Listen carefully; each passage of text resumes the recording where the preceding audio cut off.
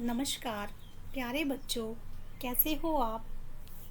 मैं सोनिया आज आप सबके समक्ष प्रस्तुत हूँ कक्षा 6 का पाठ 3 लेकर, जो कि मल्हार पाठ्य पुस्तक से है।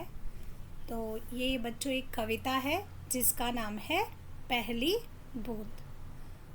तो कविता पाठ शुरू करने से पहले आपको बता दूं कि ये कविता पहली बूंद लिखी है गोपाल कृष्ण कोल ने। इसके कवि हैं गोपाल कृष्ण कोल। कविता इस तरह से है। वह पावस का प्रथम दिवस था जब पहली बूंद धरा पर आई, अंकुर फूट पड़ा धरती से, नवजीवन की ले अंगड़ाई।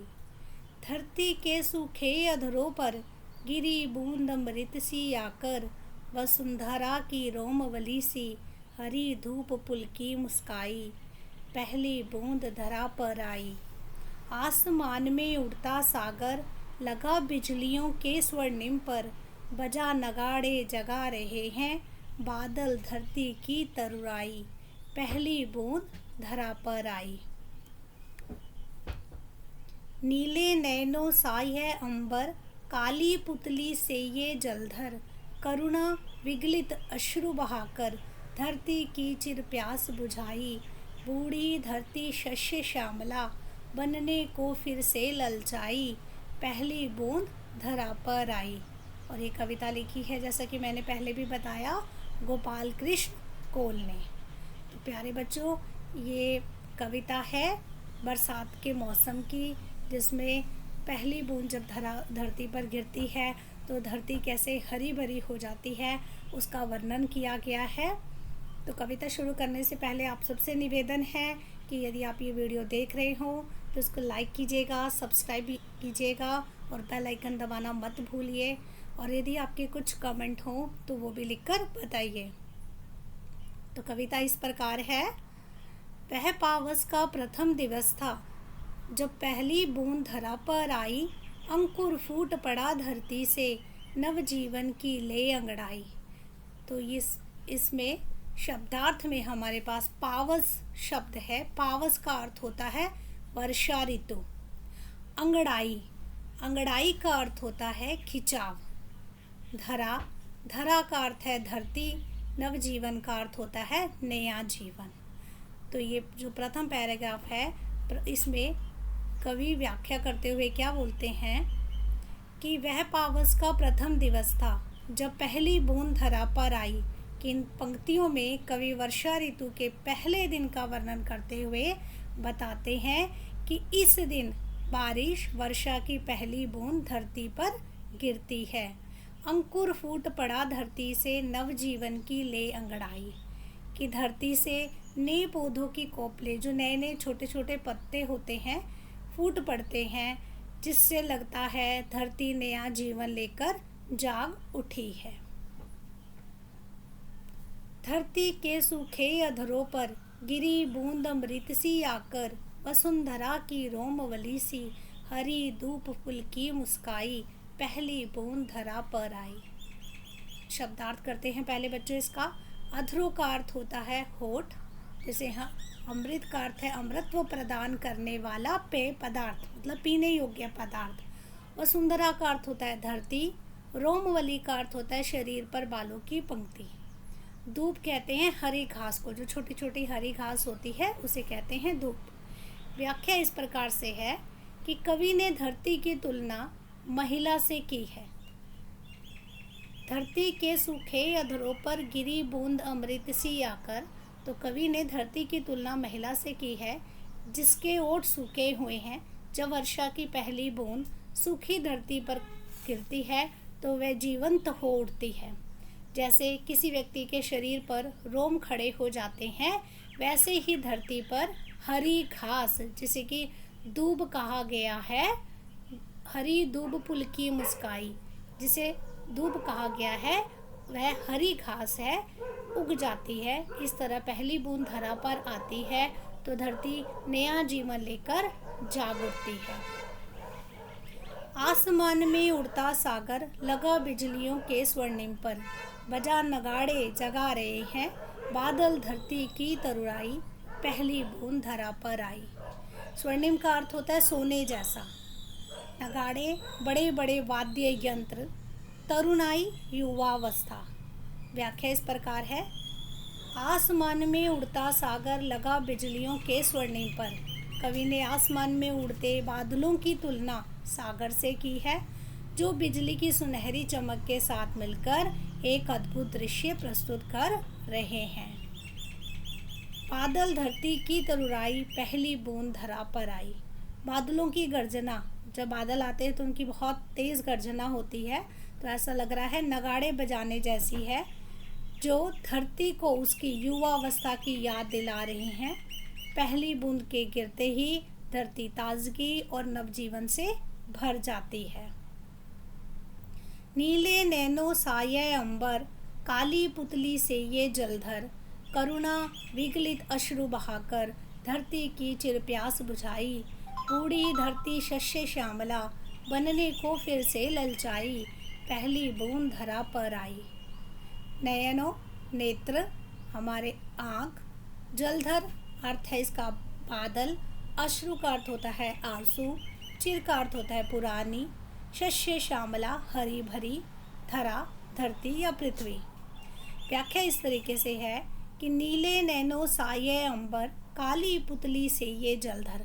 कवि ने आकाश को नीली आंखों और बादल को काली पुतलियों से तुलना की है। करुणा विगलित अश्रु बहाकर धरती की चिर प्यास बुझाई। जब करुणा से पिघले हुए ये बादल बारिश के रूप में अपने आंसू गिराते हैं, तो धरती की पुरानी प्यास बुझ जाती है। बूढ़ी धरती शस्य श्यामला, बनने को फिर से ललचाई, पहली बूंद धरा पर आई। बूढ़ी सूखी धरती, बंजर धरती फिर से हरी भरी हो जाती है और उपजाऊ बनने के लिए ललायित हो जाती है। पहली बूंद गिरते ही धरती जीवन और ताजगी से भर जाती है।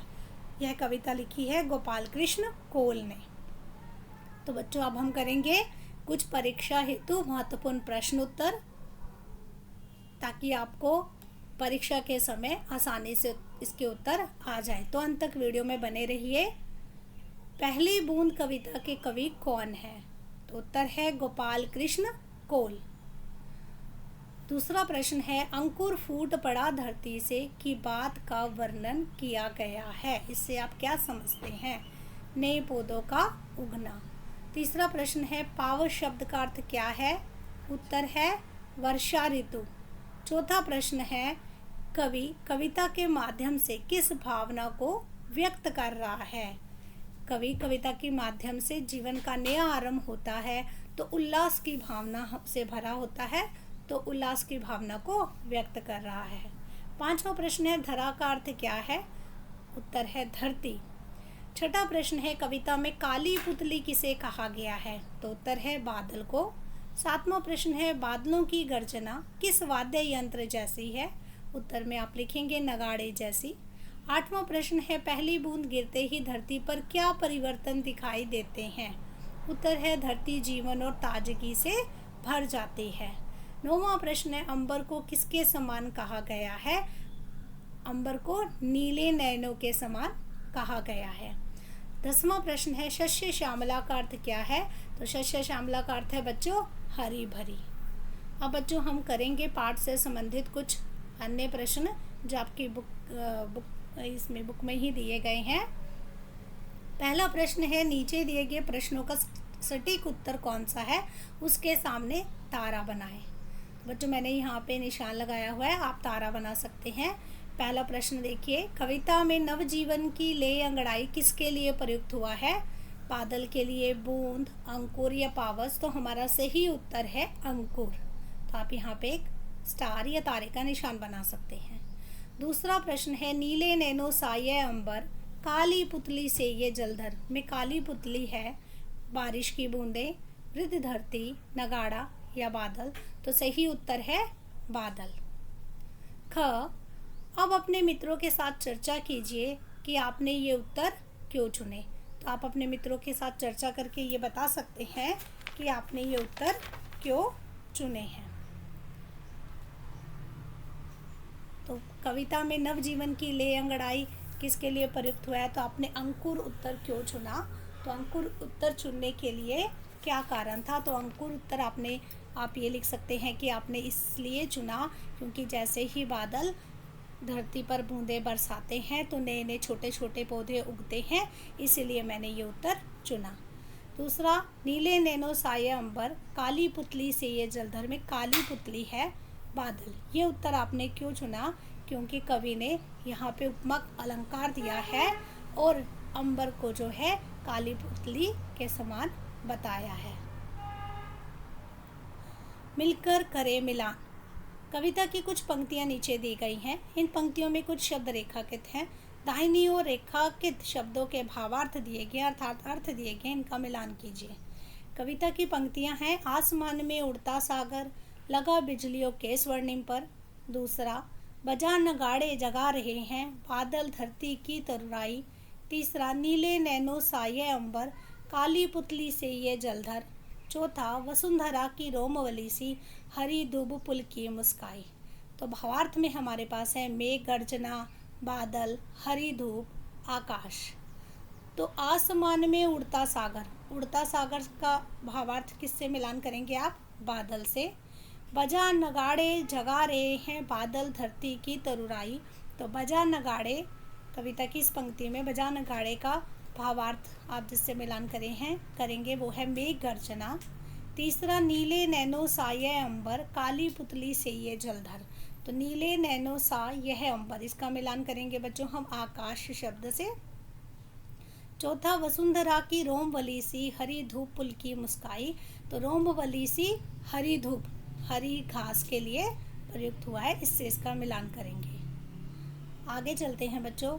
तो आपसे एक नम्र निवेदन है कि इस चैनल को सब्सक्राइब करना मत भूलिए, ताकि मैं ऐसे आपके लिए और भी वीडियो ला सकूं जो आपके परीक्षा में आपके बहुत काम आएंगे।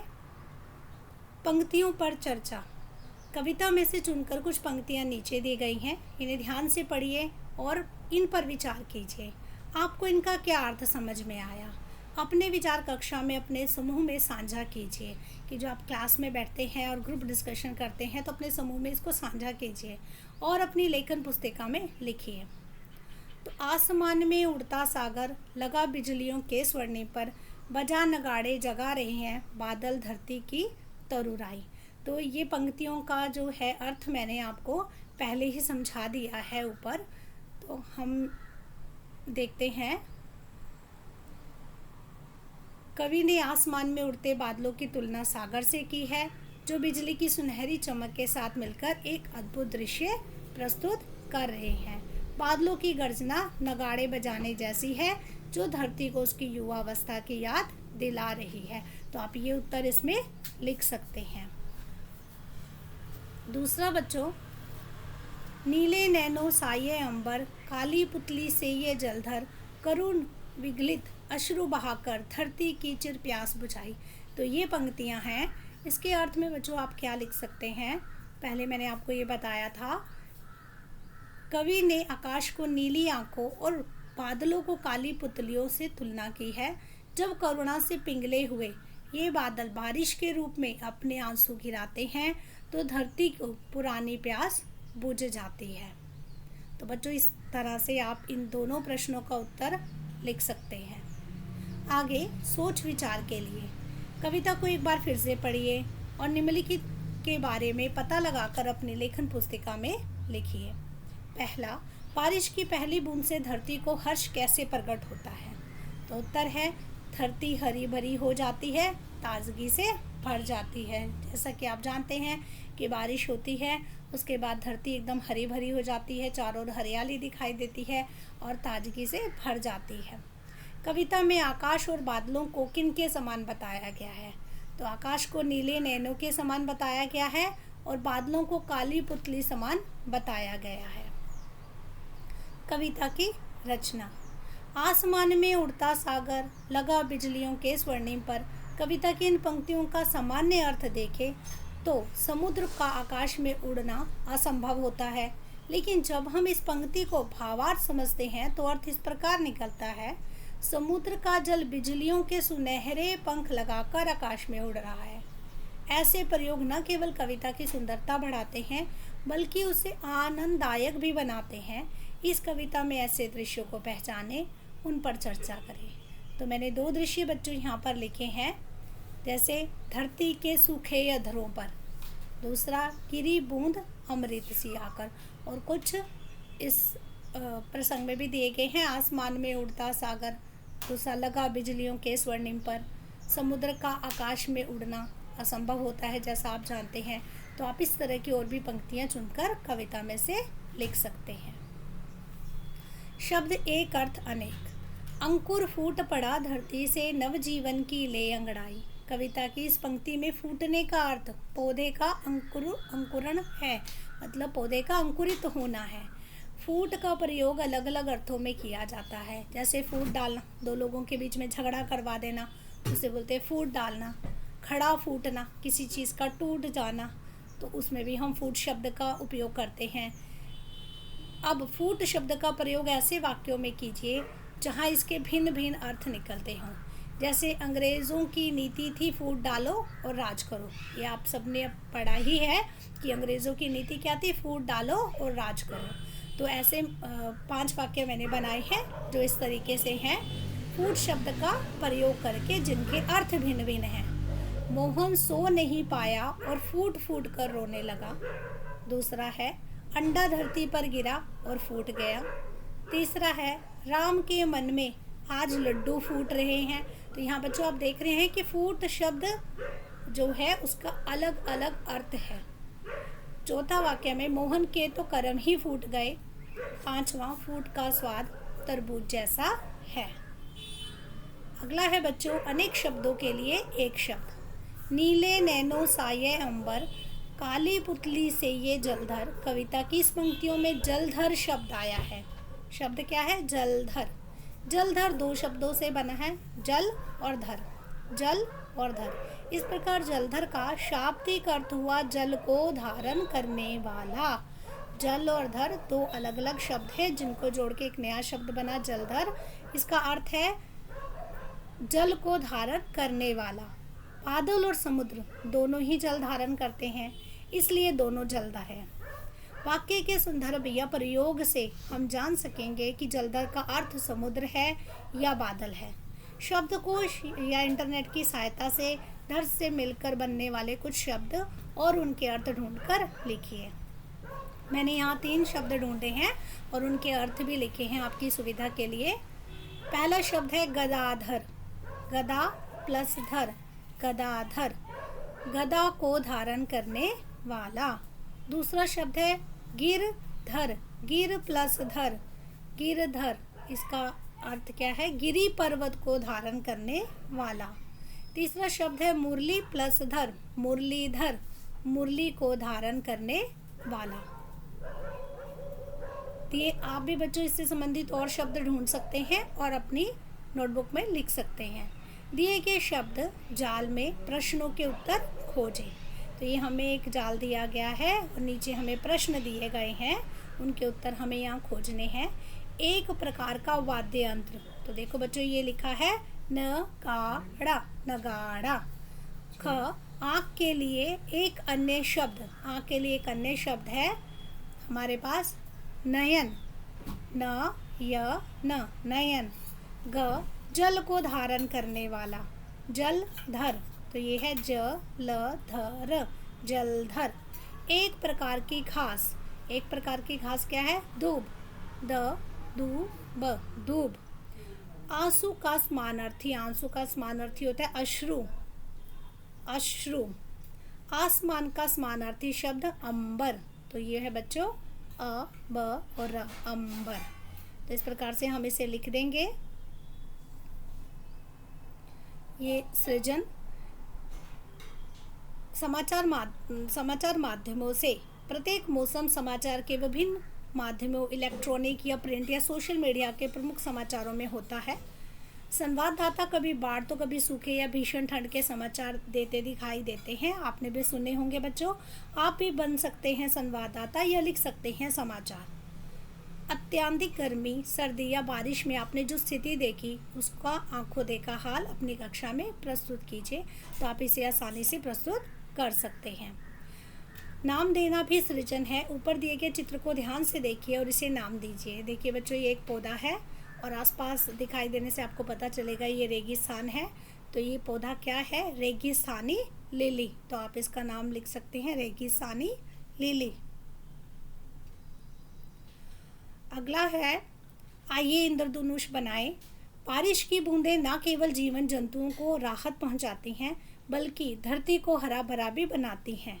कभी कभी ये बूंदें आकाश में बहुरंगी छटा बिखेरती हैं, जिसे इंद्रधनुष कहा जाता है।